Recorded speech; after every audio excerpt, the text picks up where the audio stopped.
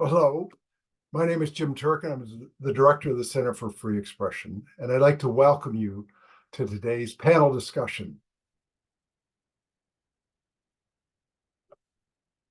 This is the first of our panels for 2024, and we're starting off with a really important one.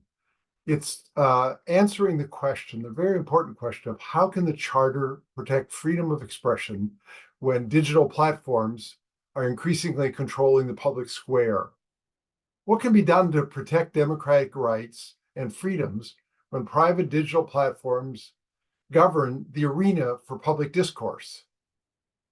Before introducing our panel that's going to explore this question, I'd like to acknowledge that the land in which I'm speaking to you today is the traditional territory of many nations: the Mississaugas of the Credit, the Anishinaabe, the Haudenosaunee, the Chippewa, and the Wendat peoples, and is now home to many diverse First Nations, Inuit, and Métis.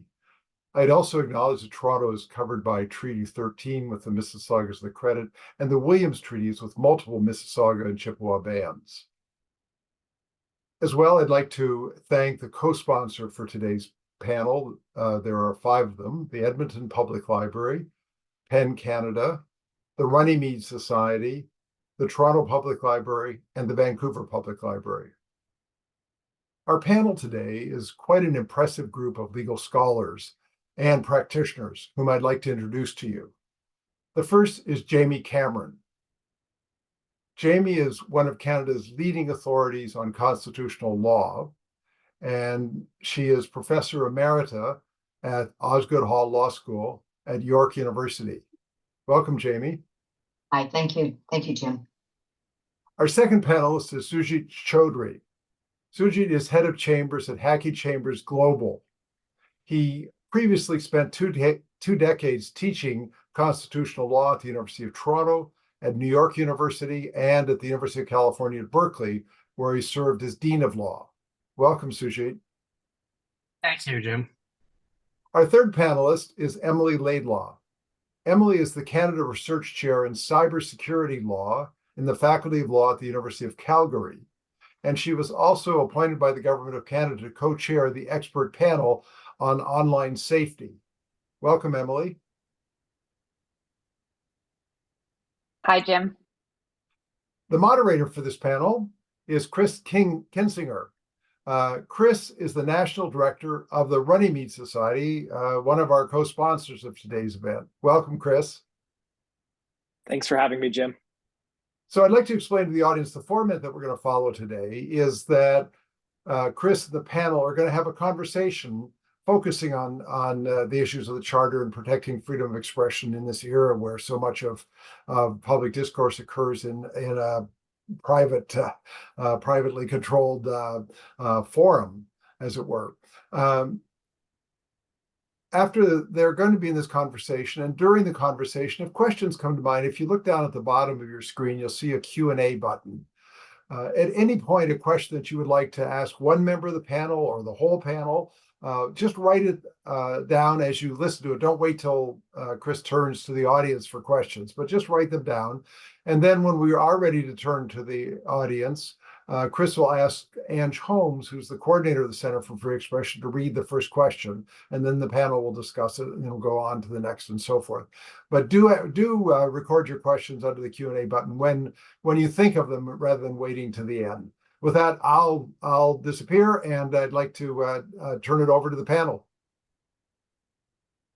Well, thank you for that excellent introduction, Jim, and setting the stage for the conversation that we're going to be having together this afternoon. I'll just give my welcome to everyone in attendance. Thank you for taking the time to be here. And of course, it's great that we're able to use these sorts of technologies like Zoom to put on events that can bring people together from across Canada and possibly beyond to talk about some of these issues. As Jim said, we're going to dive right into our discussion now. We've got a number of questions that have been prepared in advance for our panelists. We've been workshopping them together so that they are able to we're able to really take advantage fully of their respective areas of expertise. So I'm going to start by asking an introductory question in a few moments that I'm going to pose to all the panelists. So we'll start with Jamie and then hear from Sujit and then Emily. And then after that, we've got a series of more specific questions that some of the panelists may choose to focus on more than others, depending on their backgrounds and areas of expertise. But we're going to try and keep the conversation very organic and possibly have a little bit of opportunity for free exchange of views. So as Jim said, our discussion today is about whether social media platforms control the public square and how these platforms are regulated. So quite simply, just to start us off, I'm going to ask our panelists if they could start by sharing what they understand these issues to mean. And we'll start with you, Jamie. Okay, thank you, Chris. And thanks to the Center for Free Expression for convening this panel. I will confess that I'm not much of an expert on technology or social media, so I'm looking forward to learning from my co-panelists and from others who participate. So I'll just make kind of a brief comment about this idea of an analogy to the public square. The public square, of course, is a very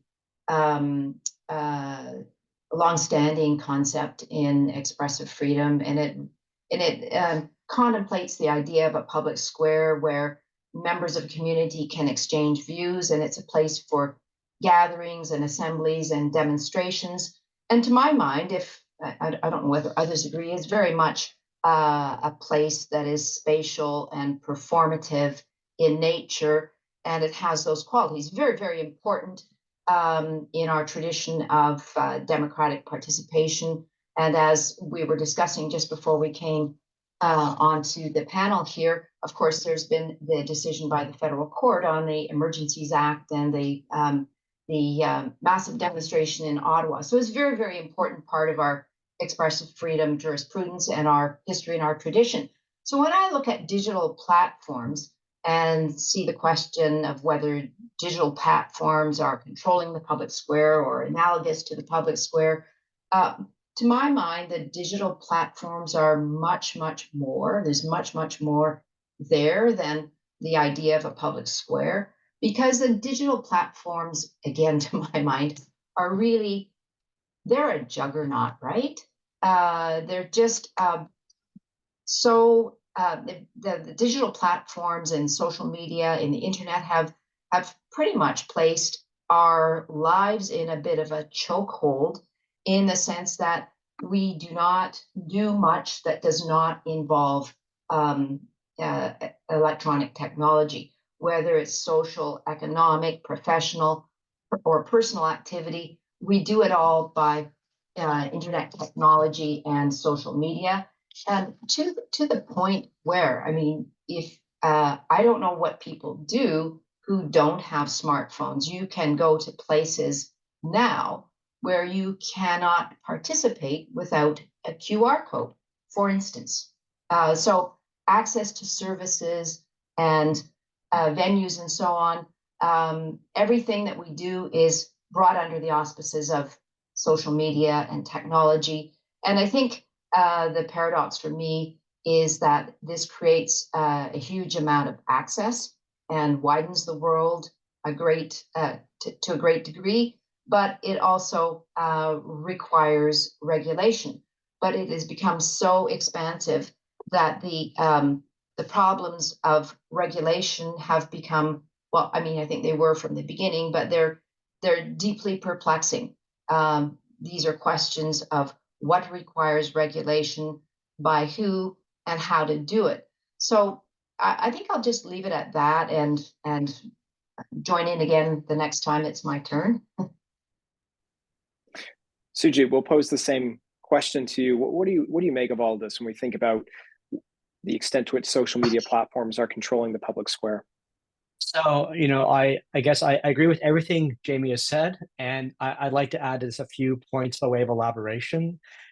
So the first is that, when we think about public squares, we should be thinking about politics, right? And so public squares, we can think about different ways in which communities or people interact. They can interact about cultural issues.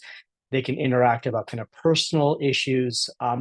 But I think the notion of a public square is about interaction in respect of politics, and particularly democratic politics. So there is this kind of core political function that is served by a public square. So that's kind of one point.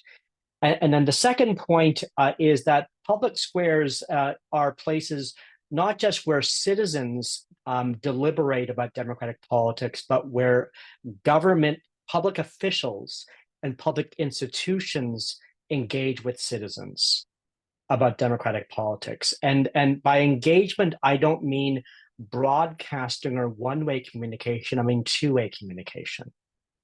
And we'll get into this more. So what's quite striking about the social media platforms that we're talking about, Meta and Twitter, is that Prime Minister Trudeau has an account with over 6 million followers. There are a number of politicians internationally who have 10 or 20 or 30 even more million followers. Every department in the government of Canada has an account. Every federal cabinet minister has an account. Almost every MP and every senator has an account. And so they're not just tweeting at people, people are tweeting back at them. And so there's a conversation happening between officials and institutions and citizens on these platforms. And then the third point I'd want to make is that what's striking about these public squares or public spheres is that they're privately owned.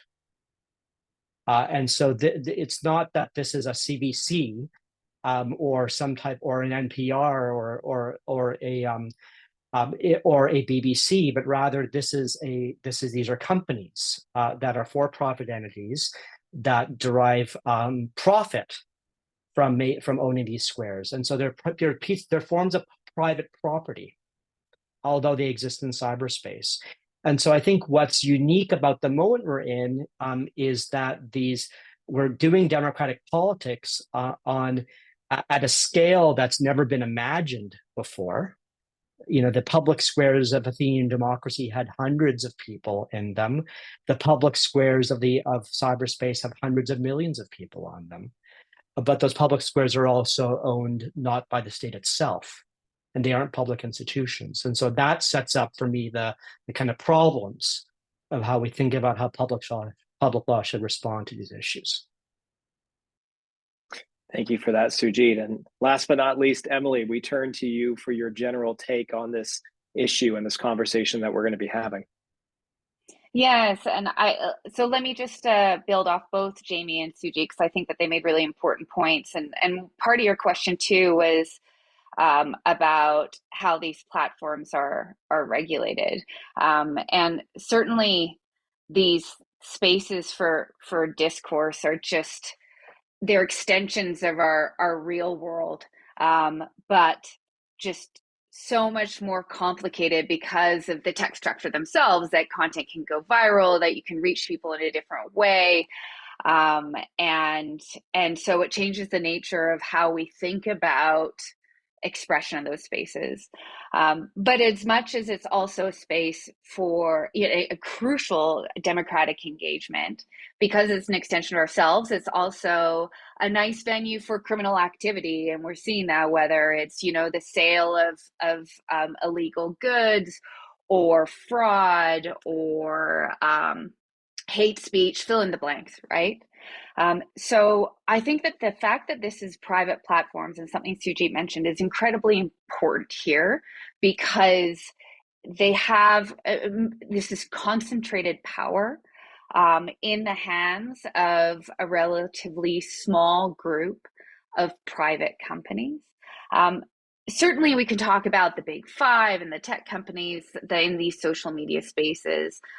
There's also a lot of other smaller private platforms too that, I always think of the example of some of the smaller platforms like Just Paste It, where, this one guy started and woke up one day and it had been taken over by ISIS. And I've given this example before because it gives you the idea that it's not just the X's of the world or the Metas of the world, but it is crucial that these are privately owned. And so there's kind of two questions we have to think about, which is, what should our expressive rights be in these spaces? Or even put more broadly, how should, do we have human rights or fundamental rights in these spaces to privacy, to freedom of expression?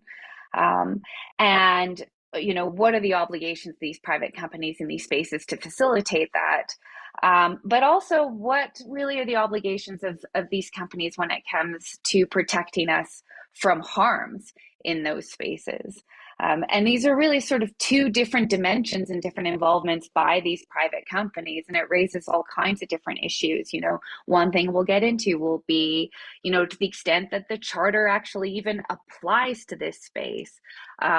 The other would be, well, how much freedom is there for a company to just do what they want when this has become a public square of sorts, or become at least an important space of discourse? Should there be certain rules imposed in those spaces? And I'll stop there because I think we're going to get into all these different facets. Excellent. And yes, I want to dive now headlong into some of these specific issues that have already been discussed. And Sujit, I want to pick up on a point that you were making a few moments ago, which is that we've reached this point where many social media platforms are either privately owned or they're publicly traded companies, but for all intents and purposes, they tend to be owned and controlled by single individuals. So in the case of Meta and Facebook, Mark Zuckerberg is a majority shareholder of that corporation. And then, of course, everyone knows that Elon Musk acquired and took Twitter private in late 2022. And so when we think about social media's elevated status, civically, and the role that it plays in civil discourse in here and now in 2024, what are some of the dangers that can come with having these platforms essentially controlled by single individuals? Well, so it's interesting, right? So let's consider kind of a thought experiment, right? And so if the platforms were public entities, were public institutions, then they would be subject to public law duties. Okay, they'd be subject to the charter. They'd be subject to administrative law, and so the way in which they govern themselves and regulated expression would be legally constrained and subject to review in the courts. Okay, but because these entities are private entities, the way the legal system presumptively approaches these entities is different, right? They're private companies. They're not subject to the rules of public law. They're not subject to the charter. They have the power to do things governments cannot do. So a private company has the right to have an ideological viewpoint. A private company has the right to prohibit certain forms of expression based on its viewpoint, which governments can't do under even our charter. And so the question then, in a way, becomes, given the kind of the function of these privately owned platforms, how can we reconcile their function with a lack of of oversight or kind of accountability mechanisms? An additional layer I would add to that is that the way in which all of us participate on these platforms is by entering into a contract, by opening an account on Facebook or Meta or another platform, and the contract is built around a user agreement that usually has a clause in it that says that the platform can censor at will. Those agreements also have choice of law clauses that say that any disputes are governed by typically the law of California or the law of the United States, and they have a forum selection clause that says that the disputes have to be resolved in the courts of California, state or federal, or in arbitration. And so the way in which one typically holds Canadian public institutions accountable just don't operate here.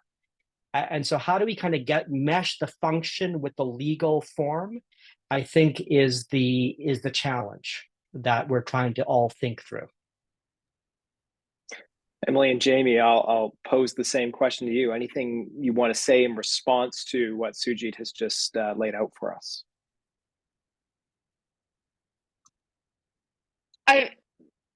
I'm jumping in here because I'm trying not to jump ahead of myself too much with this.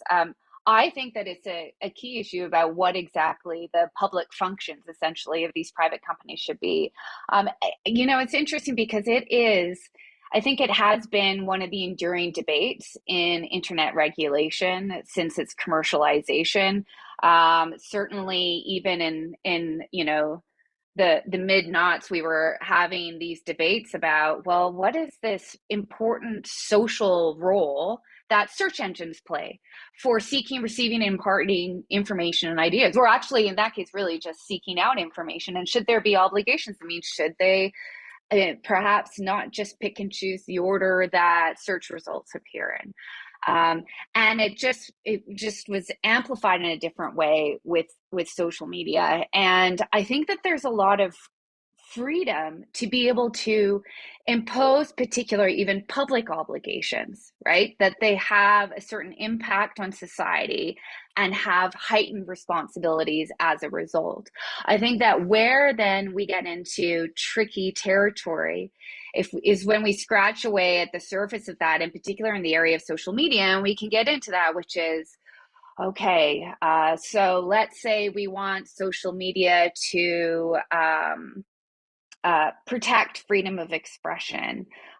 Should businesses have the freedom to not, host lawful but awful content? If we look at US law, they provided a really broad immunity to social media platforms, but also protected them if they took kind of socially responsible steps to moderate that space as they see as they saw fit.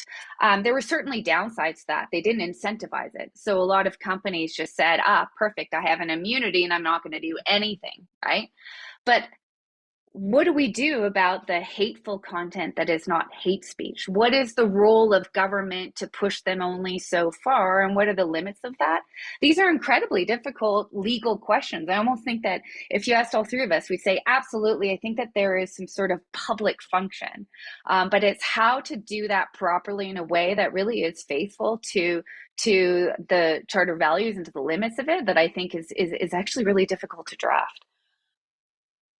Anything to add, Jamie, particularly on that last point when we think about constitutional protections and values? Well, I would just say again, at a fairly at a level of generality, that when you look at the nature of the beast, there are dozens of regulatory issues that kick up with the functions and activities and pervasiveness and so on of the digital platforms and so on. And I think the question for me is to figure out which areas of regulation are a priority and which areas of regulation are doable. Because I don't see some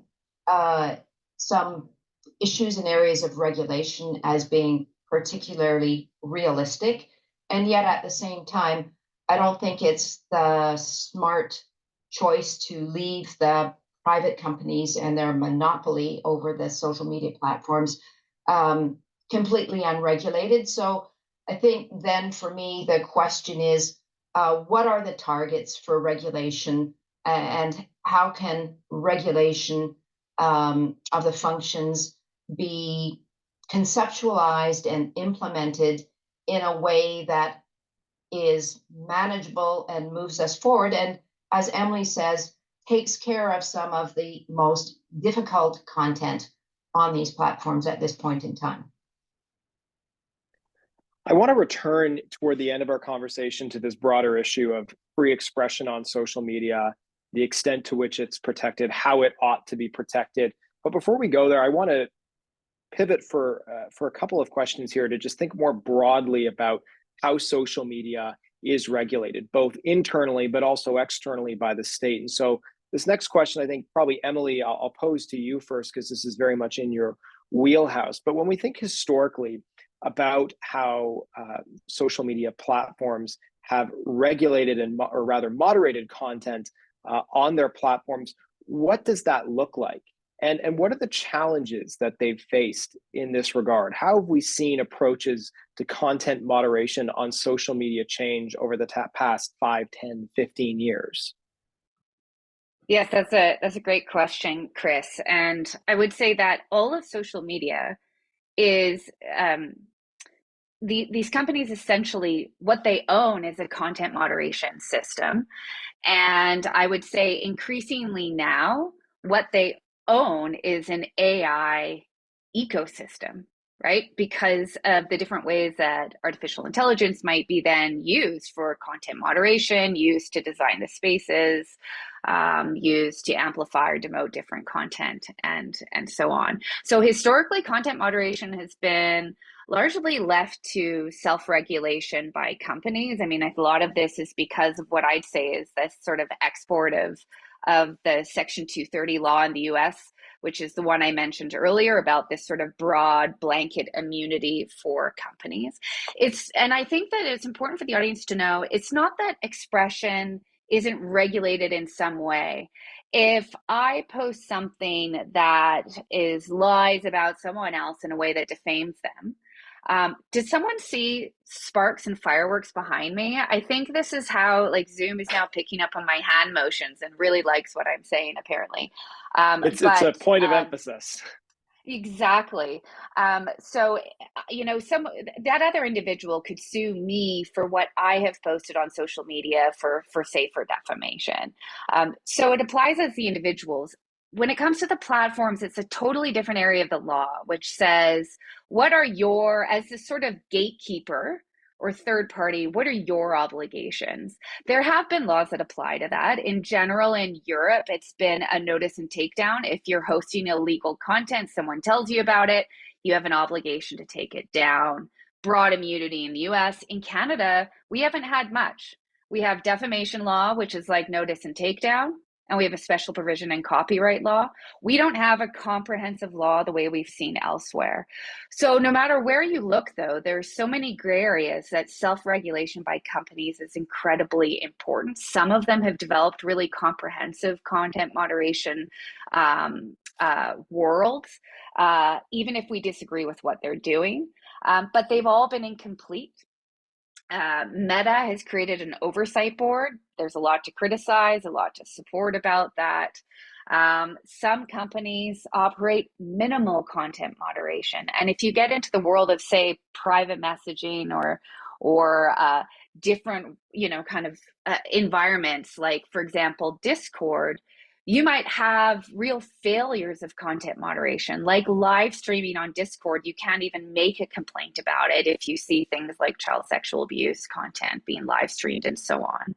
So it's a complicated place where I can say relatively sophisticated self-regulation by some companies and a lack thereof entirely by others. The last point I'll say is what we're seeing globally, at least I think in the Western world, is an attempt to create maybe minimum standards here or regulations that say, if you're gonna, you know, host content, what are your duties of care? What sort of due diligence obligations? Like, what does a responsible corporate actor look like here? And I think since we're talking about freedom of expression, we can say that's actually a difficult thing to navigate when you're asking a company to exercise due diligence and be responsible, but you're also dealing with fundamental rights. And at some point, we can talk a little bit about what some of those models look like. And I want to circle back to that question about fundamental rights, but this might be a point that even Sujit, you were kind of alluding to earlier on in this conversation, because Emily, what it sounds to me like you're describing here are different approaches when it comes to how content is moderated or regulated on social media when we think about external forces. And so you talked, for example, about defamation law as an example, and that tends to be a little bit more of a horizontal approach where we've got private parties essentially enforcing these things against one another. But of course, you also alluded to a more vertical approach, copyright law, and perhaps being a less extreme example of that, where you've got legislation in place that is being enforced that results in content being taken down. So I want to pose this to both Jamie and Sujit, but again, I think Sujit, you were kind of alluding to this earlier. What do you see as being the relative merits and demerits of each of these kind of approaches, the horizontal and the vertical? Well, I think you need both. I mean, I think that, you know, we need systems of private enforcement, and because, you know, we empower, you know, one of the reasons why we empower individuals by giving them legal rights to vindicate broader public policy goals is that they have the right incentives to do so, and they have the information that enables them to go to court or to a regulator And they might have that information more quickly than a regulator might or a prosecutor might. So kind of private systems of enforcement are important. The law of defamation is a great example that Emily gives. But you also need systems of kind of vertical or public enforcement, and that are complementary. But I think there's two other points I would want to make just a bit, because, you know, Emily talked a bit about self-regulation. You know, I think, or with respect to content moderation, I think an important dimension to this that we should all recognize is that a lot of the decisions in the first instance are automated, and because they're happening at unimaginable scale.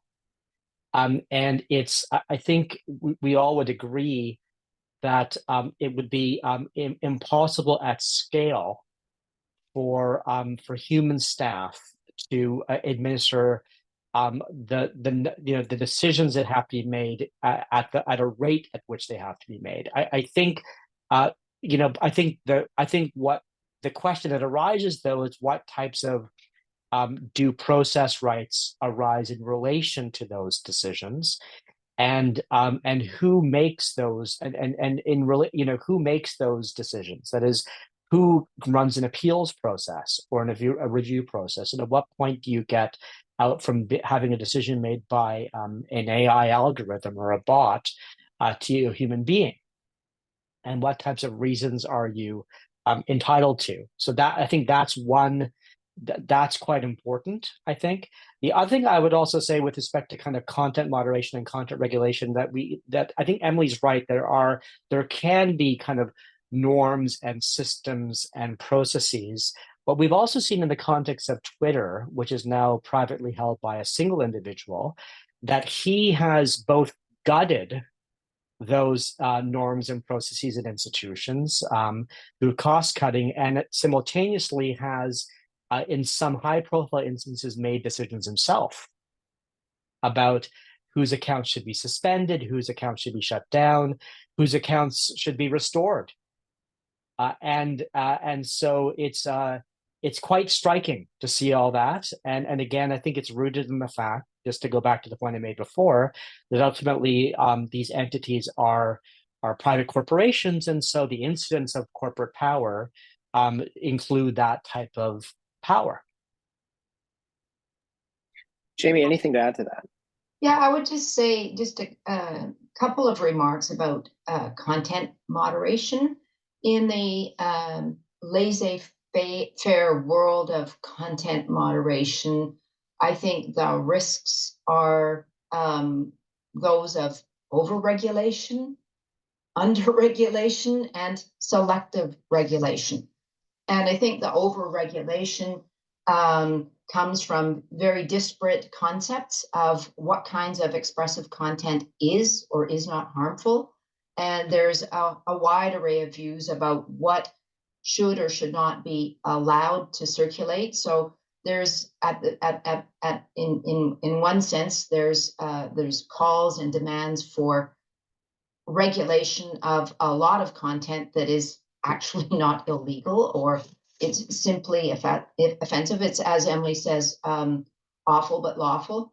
Or so there's overregulation, but there's also, I think, a problem of underregulation, because, as Sujit says, the scale of the enterprise is so extraordinary that it's being done by automated means, and that's not ideal either. And then there's also the problem of selective regulation, when there isn't an sort of an overarching view of what can be regulated and how. And I want to add a point further to what Sujit said about due process, because I'm a very strong believer that expressive freedom requires due process rights, which are very infrequently recognized in any sort of regulatory endeavor. It is very important in this context, as it is in others, that where expressive content is going to be regulated, there have to be some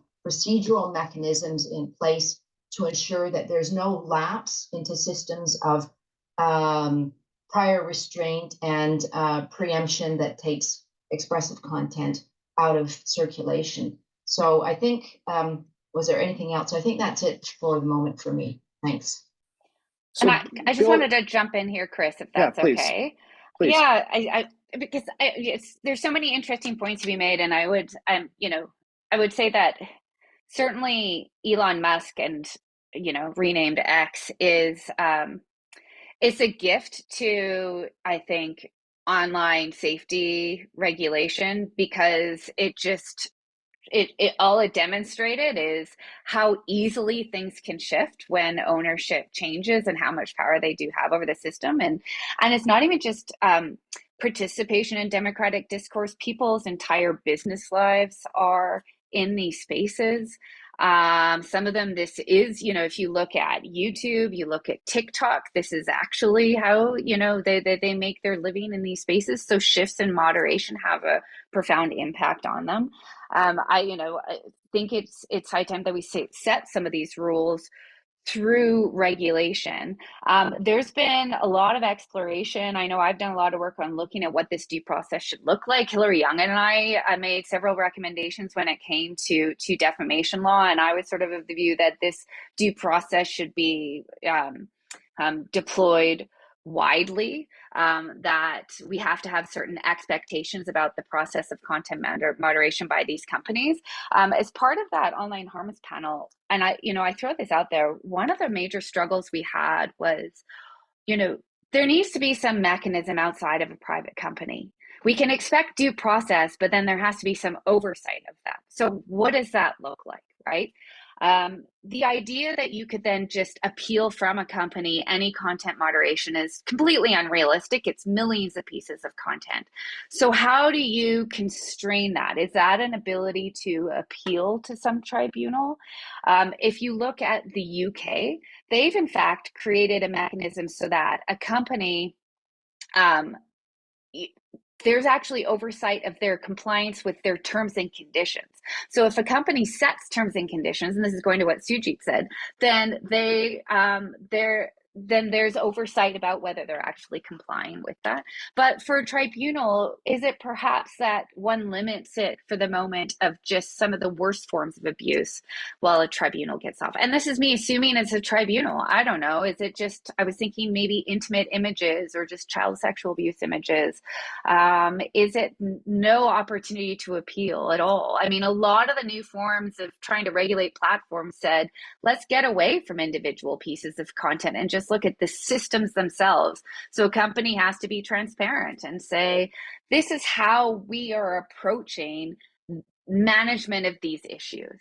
And some sort of commission can sort of audit them or have oversight like a privacy commissioner to say, do you have systems in place to address hate speech, to address, I don't know, maybe fraud? We can stick to the ones they said, terrorism, propaganda, and so on, so that at a systemic level, not individual level, you're managing the risks of harm.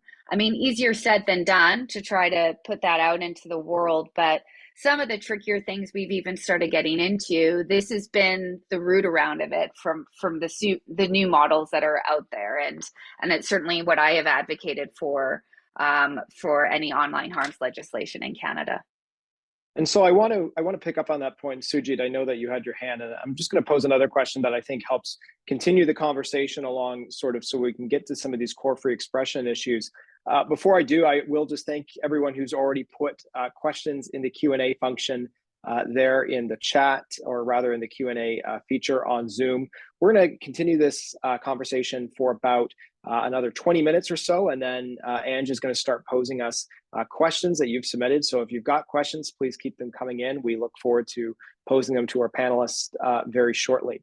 But on this issue of, Emily, you're talking about the federal government's proposed online harms legislation. Of course, we don't have that legislation yet. We have seen other pieces of legislation that the government has passed attempting to regulate portions of online content.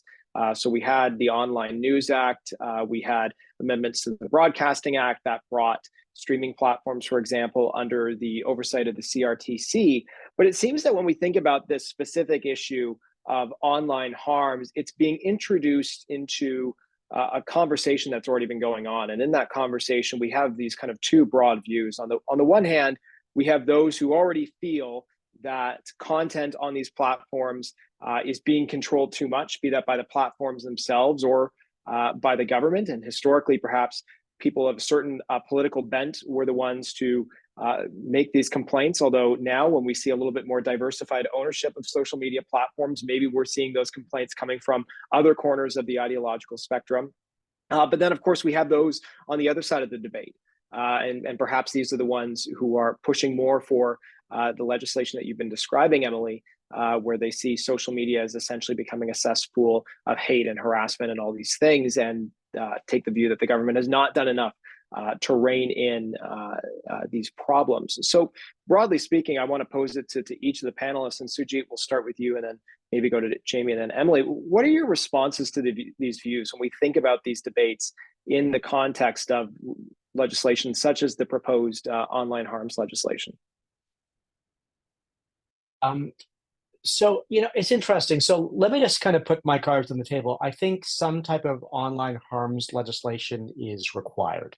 Okay. I think that, and I think that what shape it takes is something that's very important, right? And Emily's, one of the leading experts on this nationally, and so she can speak to it. I think one of the problems we have right now in our minority parliament situation is that we have a bit of a chaotic situation where there's, as 210s kind of in third reading, there's a government bill that we've seen discussion papers regarding consultations regarding it that Emily and others have participated in, but we haven't seen a bill. And we know the UK's got legislation now, and so it's sort of time, I think, to put something specific on the table so we can all debate specifics, And what I would say is that in our kind of charter ecosystem within which such legislation would operate, we have a approach to freedom of expression under Canadian public law, where freedom of expression is not absolute, and the question is, it can be regulated if there's harm. Now, there's lots of debates about what is harmful and what's sufficient proof of harm, and even members of this panel might disagree on that. But I think the idea that there's harm-based justifications for limiting rights to freedom of expression is kind of the status quo, right? And so the idea that, and so if the legislation adheres to those constitutional baselines, I think it's off to a start, and we can think about hate speech, sexually explicit expression. I think kind of misinformation is something I think is worth talking about as well. So my only kind of, I guess the one thing I'd like to say is that in these discussions about online harms legislation, I think it's also important to incorporate elements about protecting speech on platforms at the same time. And certainly S210 doesn't do that. It's about restricting certain forms of expression. It's not about sort of saying there's also a right to freedom of expression on these platforms. And I think it would be important to productively broaden the conversation to include, the idea that if you are engaging in harmless expression, what our court has called core social and political speech about ideas, about politics, then that's not harmful. And it shouldn't be, the legislation, any such legislation shouldn't be used as an excuse by social media platforms to shut down that speech, and moreover, I would go further and say it would be good if the legislation protected that right on platforms. And then I think the question is, as Jamie raised, what kind of due process rights exist around that? Around those two ideas, both for those whose speech is required to be restricted by the online harms legislation and those whose speech is restricted by the platforms acting on their own initiative, pursuant to their own policies. And so that's how I think about these things, but I think they should be thought of in an integrated way, just as we think about them in the public square. So I'll just stop there. Yeah. Well, and Jamie, I want to hear your response to this, but maybe I'll just kind of frame the question a little bit more specifically, because this is obviously very much, we're now getting into your wheelhouse in your area of expertise when it comes to the theory of freedom of expression. And so when we're thinking about this issue of the regulation of social media, or more broadly, the internet. Let's just go back to basics here. What are the kind of foundational questions that we need to be asking about the nature of freedom of expression itself? When we're talking about these issues, we're talking about potential online harms legislation in a constitutional democracy like Canada. To what extent should expressive content itself be regulated, and how can that be regulated? Where is the line drawn here? You spoke earlier in the conversation about this idea of prior restraints that perhaps go more to the core of the content of the expression itself rather than simply its effects. So could you give us like a little bit of a sense here of how these kind of foundational principles need to be informing this conversation? Sure. And I'd start by saying I agree with Sujit that regulation, legislation is necessary here. But I think there are some, I just worry that worry about managing expectations of regulation and this sense in the public at large that all speech that is harmful can and should be regulated, and that I worry also that, and I think Jim would relate to this. I mean, I think there's a real lack of public education and public understanding about the sensibilities around expressive freedom. And so, unless the regulator, unless the government is going to be disciplined itself in exercising its legislative authority to create a framework for regulating content, it's going to be messy, because we'll be in a situation of over-regulation again. And I guess I take a fairly hardline view, and maybe I need to rethink it, but I guess my view would be that this kind of regulation on social media and electronic technology should mirror what we do outside the technology. And so the harm that we should be looking at, we should be targeting the most harmful kinds of expressive activity or expressive content that is already prohibited by the criminal law. We don't have to do much except, well, and it's a big ask, but we have to figure out what the parameters of regulation are in this particular technological medium. But we know what the headings are of the expressive content that can permissibly be regulated. So it would be, I think Emily mentioned them: terrorism, hate speech, incitement to violence, all this sex exploitation and exploitation of children kinds of things. Those are headings where we can clearly regulate harm on the internet. But this idea that expressive content that is, I shouldn't say merely offensive, expressive content that is offensive is harmful because it's experienced as harmful. But what isn't understood is that not everything that causes any degree of harm, therefore loses its protection as expression and loses its protection under the Charter. So I guess what I worry about the most is missteps in the regulatory initiative and overreaching, both on the content that comes under regulation, but also a failure to be disciplined enough in the mechanisms of regulation. And again, that's where Emily is far more of an expert than myself. And that's the hard part, I suppose, is the mechanism of regulation. But the starting point for me is to link the content moderation in this area with content moderation we have outside the internet, and not expand the scope of harm that comes under regulation simply because it's in a different technology. Now, I think probably some would not agree with me, because expressive content on the internet can magnify the harm in ways that doesn't happen outside the technology. But still, I think we need to work with a fairly short list of harm that can be caught by the regulation. I'll stop there. Emily, as Jamie just said, this is kind of your wheelhouse when we get into the technical questions, the how. So do you want to respond to that for us briefly? Yeah, and you know what? I mean, I agree with both, and what Jamie and Sujit have said. So let me build on that, because you know, freedom of expression asks a lot of us, right? It asks us to put up with so much that does cause harm on the basis that it achieves some sort of higher level objective that always seems so elusive. This idea of democracy, right? This idea that's about personal fulfillment or whatever else, intellectual freedom, all these different ideas that are incredibly core to our constitutional structures in our society. But it's easy for them to feel displaced when you see just the cesspool that we're seeing on social media. And what I'm hoping is, with online harms legislation, I also agree that we need it. It's probably not surprising for me to say that. I think that we need something. But it's what I will be looking for is what are the kinds of incentives and disincentives that it puts in place for companies.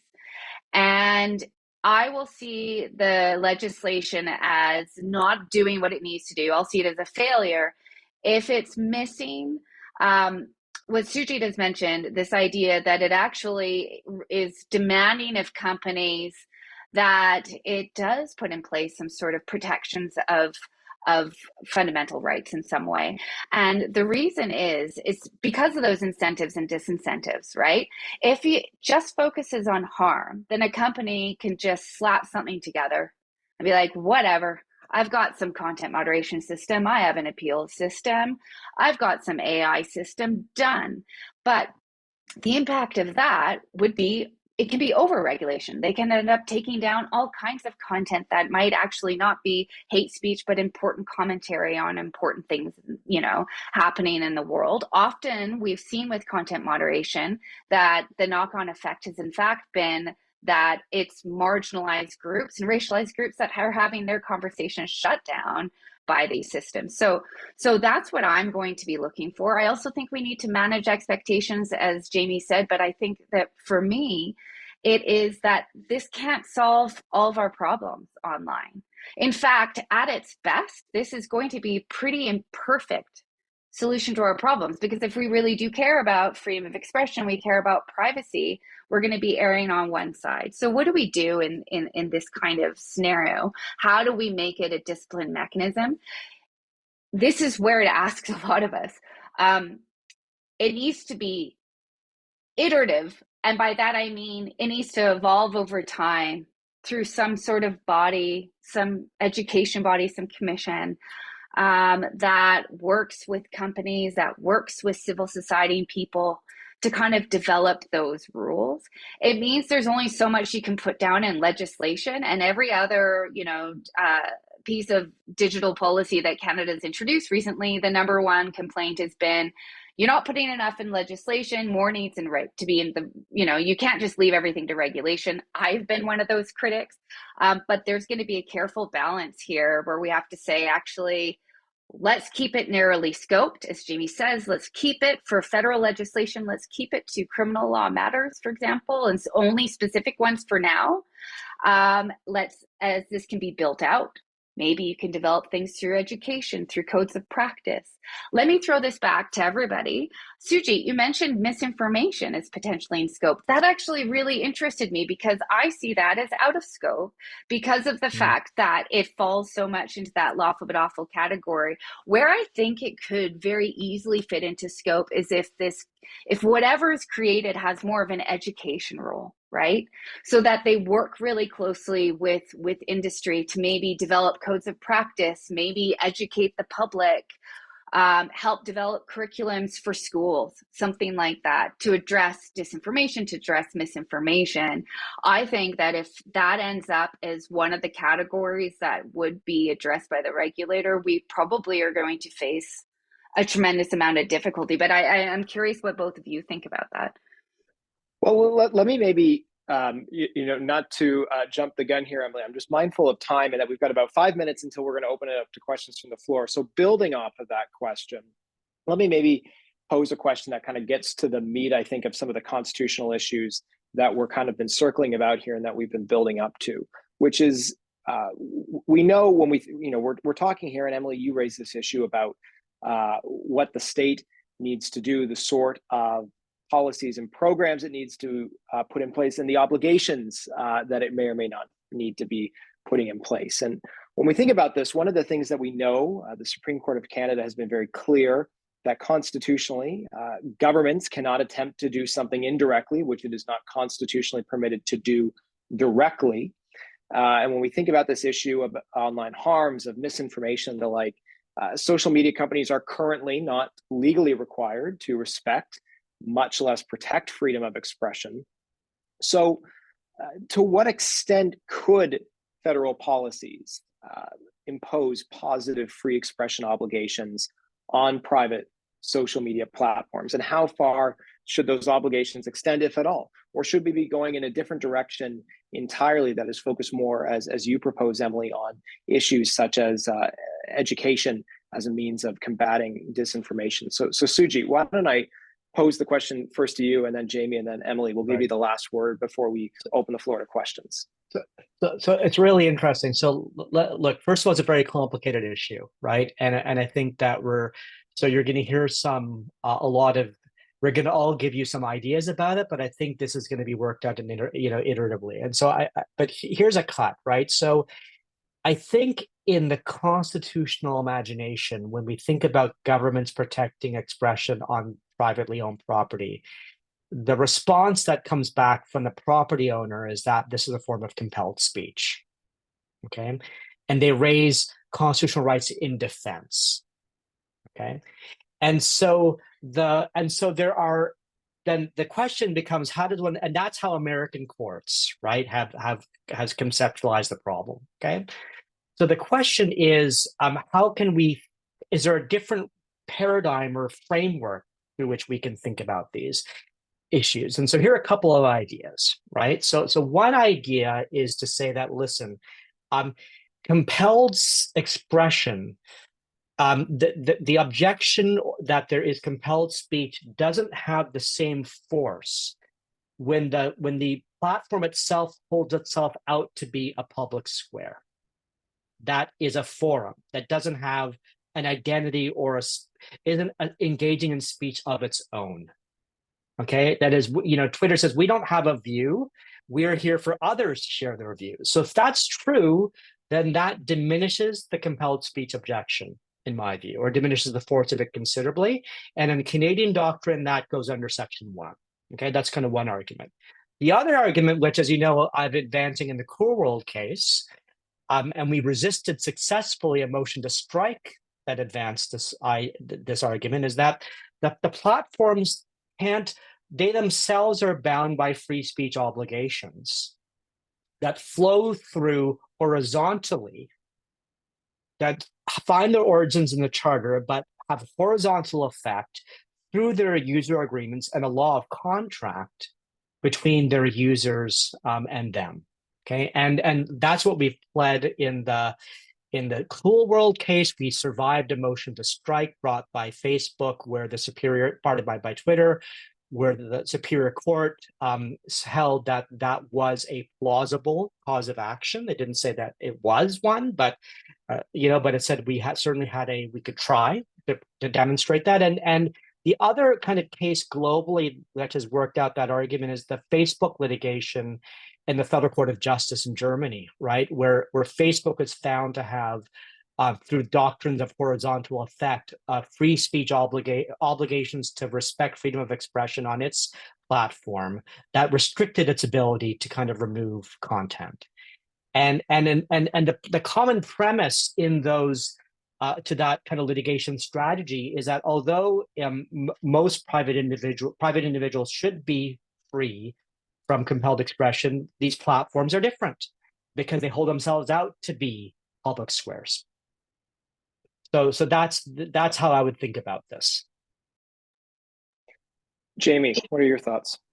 I'd just say very, very quickly that I guess the way I see it, and maybe this is pretty naive, but I think in terms of regulation, that there is a way for the government in legislating to embed the charter's requirements in the legislation itself, both on the scope of regulation, so that the scope of regulation that private platforms would be required to enforce, and also as to the mechanisms of enforcement. And I don't have time to sort of explain a little bit more what I mean by that, but I wouldn't call it positive rights or imposing positive obligations on the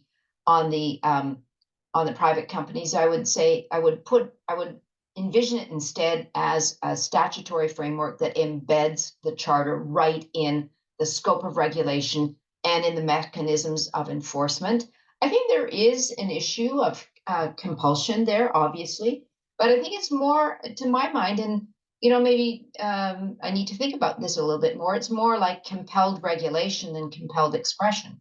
I don't know that they're being required to express a particular view or not, but they're required to regulate under the scheme. They would be required to regulate certain content of expression. And so I'll leave it at that because I know we want to get to questions.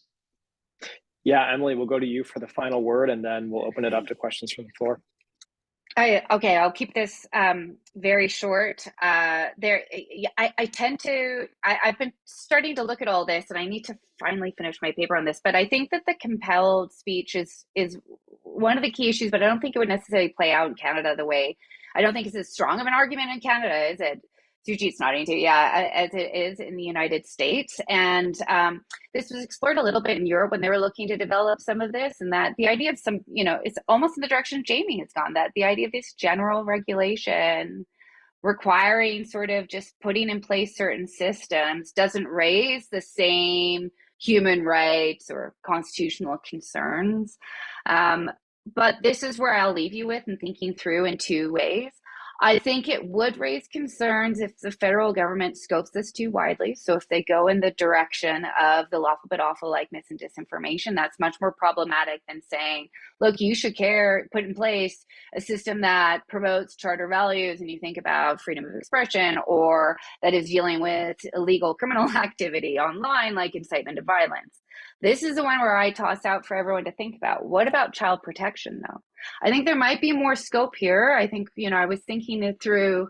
I wanted to go back and look at some of the, child protection and advertising cases that, went to the Supreme Court back in the day, and where they thought, well, there's much more scope to kind of restrict expressive freedom potentially when it comes to thinking about child protection issues. And again, I need to think about this one a bit more. But I think that there might be more scope to say, look, maybe companies like TikTok need to show steps that they're taking to protect when it comes to algorithms pushing eating disorder content, other harmful self-harm content, pro-suicide content, whatever it is. That's where the UK did land, where they said, I think what we can say, there's a special case for children. And the last point I'll say is that our panel, when we were advising government, we kind of landed saying there is some scope, I think, to say that there's a special duty when it comes to children, that we could maybe make a special carve out there to address that. And I'll leave it at that. I'm really looking forward to the questions from the audience. Thanks to my panel members. This has been great. Yes, thank you, Emily and Jamie and Sujit. That was a really excellent discussion, and we're not done yet. I'm going to ask Ange in just a moment to read the first question for us. I'm just going to say to our panelists, we've got a number of really thoughtful questions that have been coming in, and we want to try to get to as many of them as we can. So if you could try to keep your responses to each question to no more than 90 seconds, just so we can try to make sure that we address as many as we can. I know that's going to be very hard, but so we can try and make sure that everyone's question gets answered, that would be great. With that, I turn it over to Ange. Okay. The first question we have is from Bill. And Bill says, COVID-19 forced a lot of public engagement into digital forums for consultations by bureaucracies in Parliament, such as Zoom, Microsoft Teams, and other online tools in Canada. This helped eliminate the research drain and obstacle of travel funds to participate.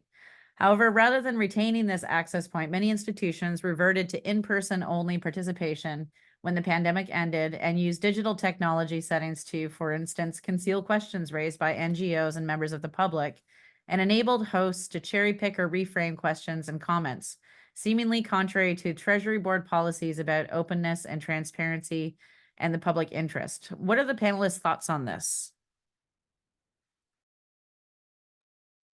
Thank you, Ange. I'll pose it to the panelists. Who wants to take the first stab at that?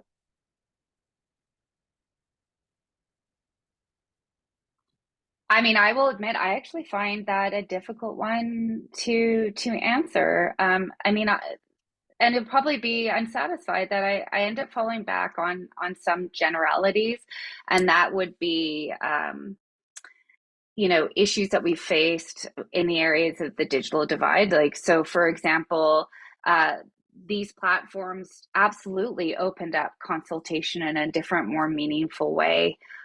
It did also close it down for others that were in communities that didn't have the same types of access to the internet, that it was unstable connections. It's something I've struggled with when I've pushed in other environments that we should go more digital with some of this, is trying to acknowledge that we actually have to build up and democratize availability of digital spaces. I think that the cherry picking, I can't speak to that or what has happened in person. I think that there's a risk of that both in person and online. Online, if you don't have line of sight of what the questions are, I think it's absolutely less transparent than what you might see in person. I'm not going to answer every question, but I would just say transparency is always good. And there was a problem with transparency here.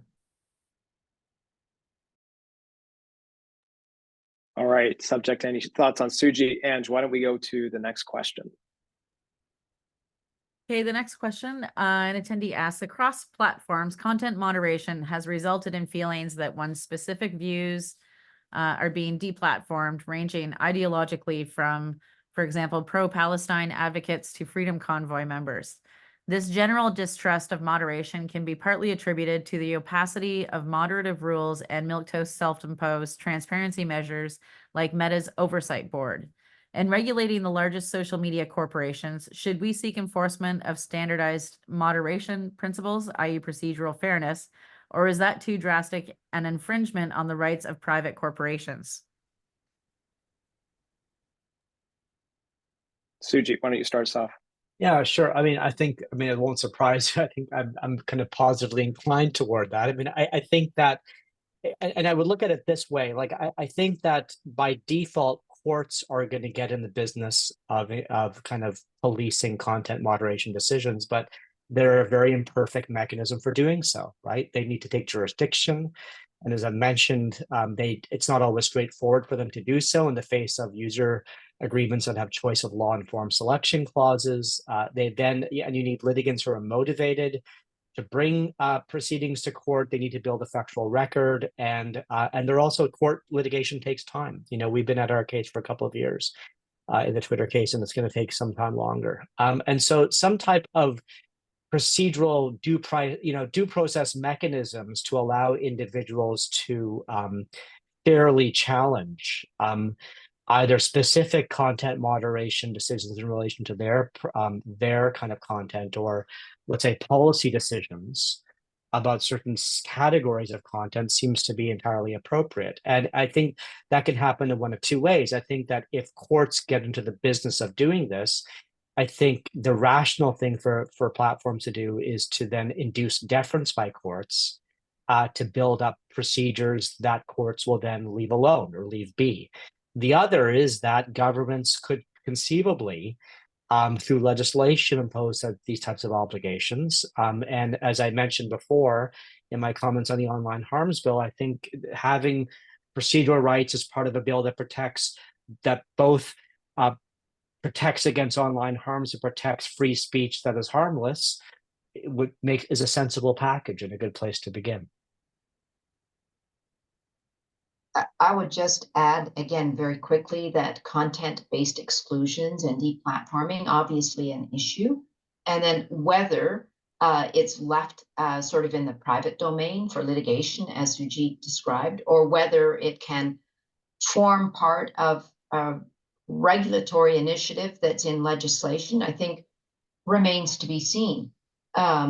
But I agree that content-based exclusions are an impermissible interference with expressive freedom. Emily, any thoughts you want to Yes, add to that? I think that this is so difficult to put in place on the ground.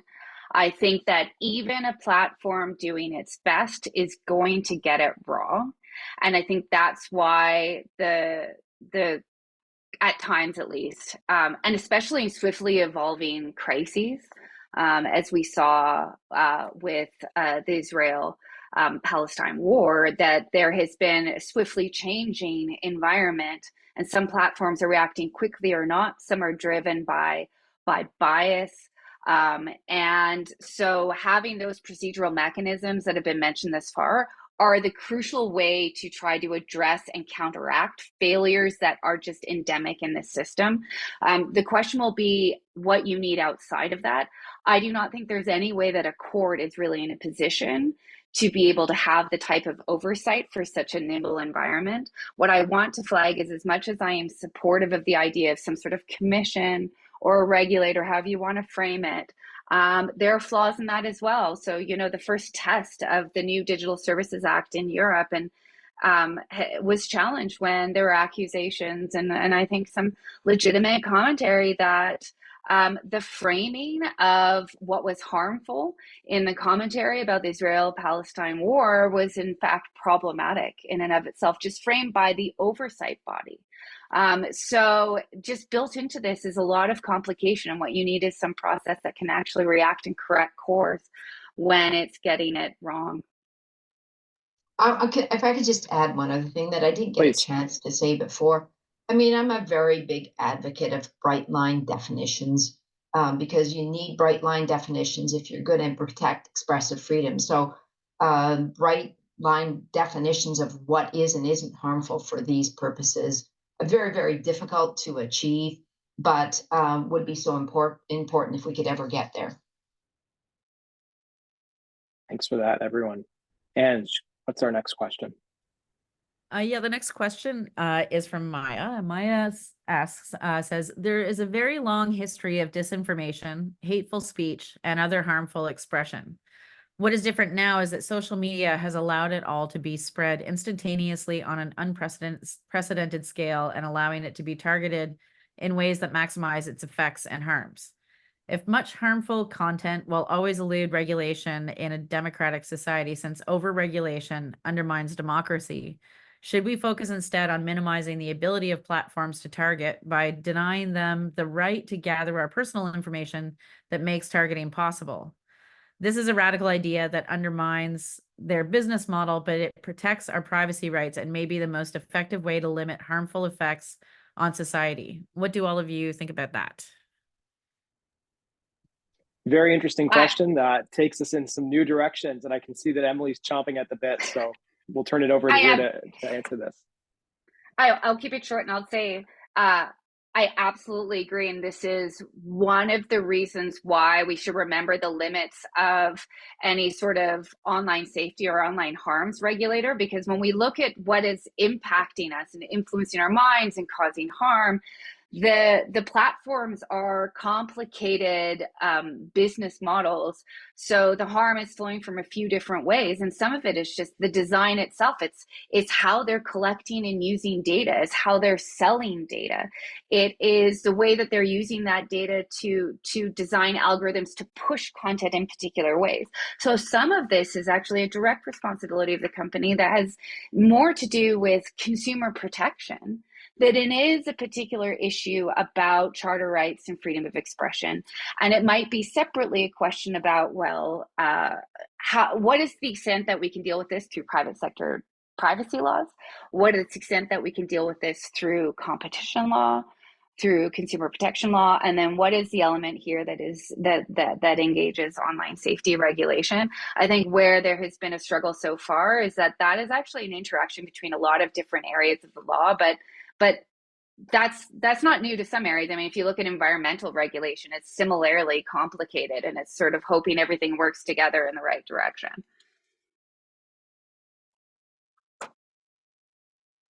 Sujit, you want to go next? So it's a really interesting point, and I don't know what I think. I need to think a lot more about it. But I'd want to say this, though.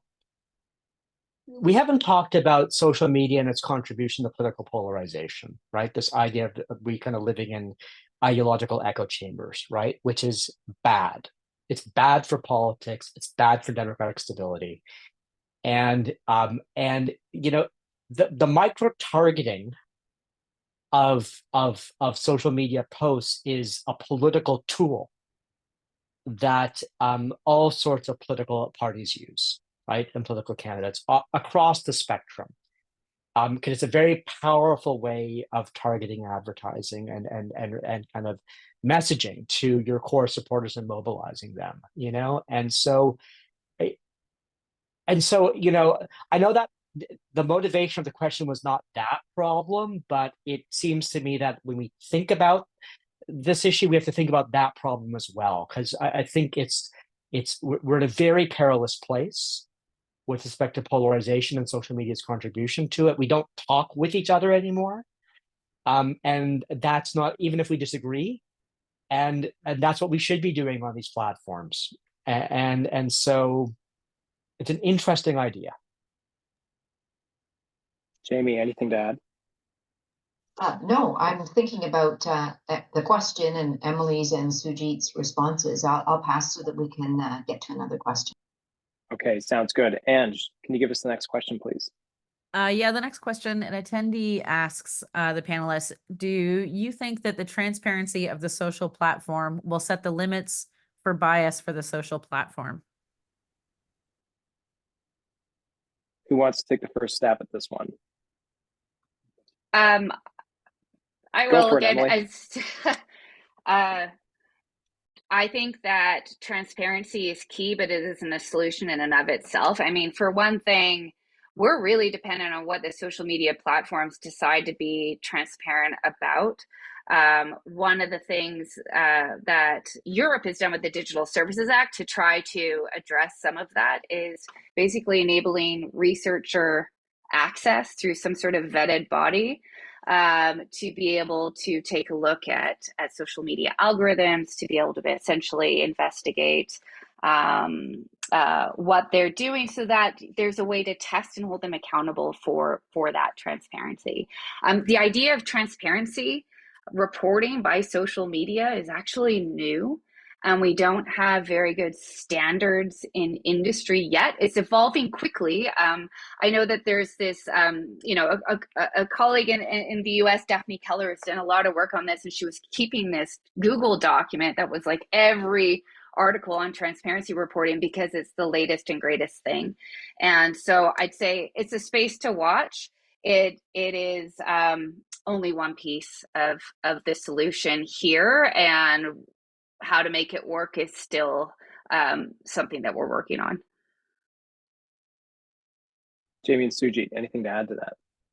I would just say a lack of transparency in the face of any source of power, whether it's public or private, makes me very nervous. And so I don't have anything further to say except to show some solidarity with the concern. Because I think it is a concern. Sujit, you were shaking your head there at having anything to add. So with that, we'll go on to the next question. Ange, could you please read that for us now? Okay, the next question is from Joe. This is a two-part question, and it's for all of the panelists, in particular, Jamie, this one's for you. And Joe asks, says, in this and many other debates and dialogues about digital regulation, the freedom of expression seems to be romanticized, idealized as a pre-social, pre-constitutional, laissez-faire freedom. But it seems that the public square in the pre-digital age require regulation in itself. In other words, it seems that the state must act in some ways and to varying extents to ensure a public square exists. First part of the question, do we even have a clear understanding of this freedom historically, conceptually, jurisprudentially, etc., before we consider what freedom of expression looks like in regard to digital issues? Do we need to revisit the idea of freedom of expression itself? And then part two of the question, in rights theory terms, it seems that freedom of expression includes a positive dimension, at least as it pertains to public dialogue, notwithstanding notwithstanding the charter jurisprudence to the contrary, would an understanding of freedom from a positive rights approach be 1, accurate, 2, helpful for approaching digital issues of freedom of free expression? Do y'all get that? No, I didn't get all of that. Thank you, Joe. I'm not going to be able to tackle the entire question because it was just very, very long. But I think what part of the question was about freedom of expression being romanticized in the past as a laissez-faire kind of thing, and then you brought this public square into it, and this idea of an obligation on the part of the state to act. So maybe why don't I just take that part of it and say a couple of things, which are that if we talk about the public square outside the digital context, we're talking about public spaces, and the traditional idea has been that individuals and citizens have access to public spaces for purposes of expressive freedom, but that is on the basis that the state is required to allow expression in those public spaces, and that's because it's for the benefit of social and political democracy. And I always think it's inadequately understood the degree to which the state should be understood as having positive obligations to facilitate and protect expression in public spaces. So I made that argument in the context of not freedom of expression, but freedom of peaceful assembly, which is a public square or public forum kind of entitlement. And, quite frankly, the public square and exercising freedom of expression in the public square, engaging in freedom of peaceful assembly and so forth, doesn't really happen unless the state understands that it has affirmative duties to protect and facilitate and enable. So I don't know if I really answered your question, but I just sort of glommed onto that little part about the public square and the positive side of it, which is that the state has a duty to protect, facilitate, and enable. And then as to the digital platform, I'm going to defer to my colleagues who haven't had a chance to comment on this. And I don't know, do either of you want to comment on the digital side of that? Yeah, let's punt this over to you, Sujit and Emily. And as we do so, I'll just kind of flag this idea that's interesting in the question that was asked about the relationship between the state and the public square. If you're able to touch on that to a certain extent, whether you think are the two synonymous, or does one necessarily need to regulate the other? So let me just say that the companion case to Cool World was a case in which the named applicant was my colleague and collaborator Joel Bakken, and in Bakken in Canada, we weren't successful in defeating a motion to strike on the idea that there is a to-be obligation to protect speech on platforms, and the reason was that the City of Toronto decision had pulled back on the scope of the the positive to-be obligation, the threshold was an extremely high one. I mean, essentially one of effective preclusion of expression, and that's a very hard threshold to meet.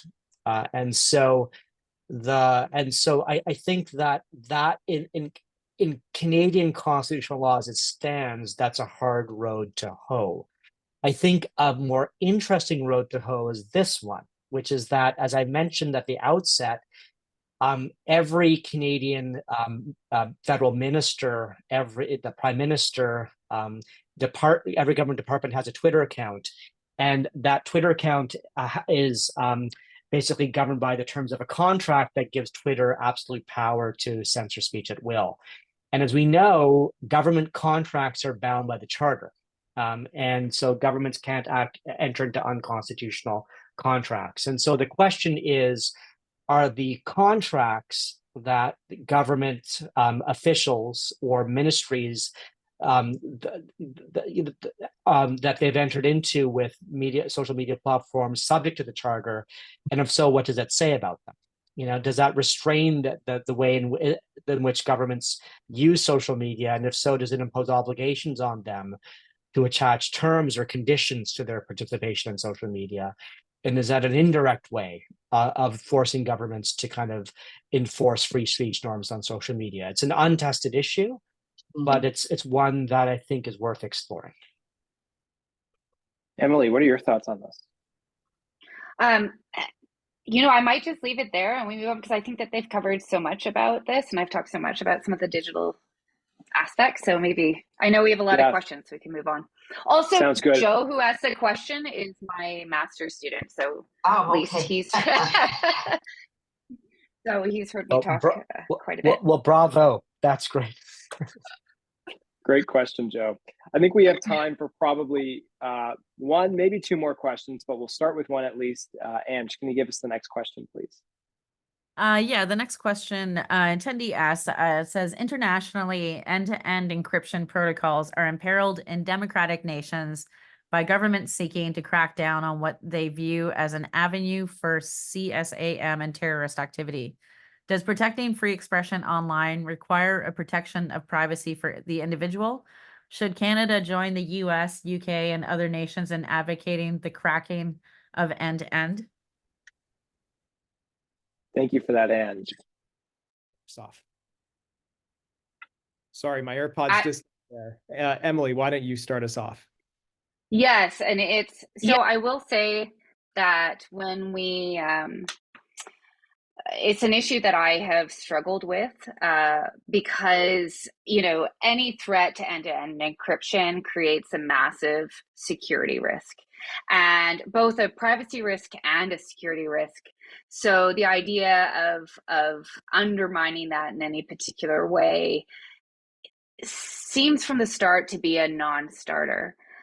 So what do we do then about the on-the-ground issue that private messaging has become the vector through which child sexual abuse images are shared, and where it's become a safe space for I guess the sharing of terrorist propaganda, or I'd say more broadly just kind of conversations that are maybe radicalizing.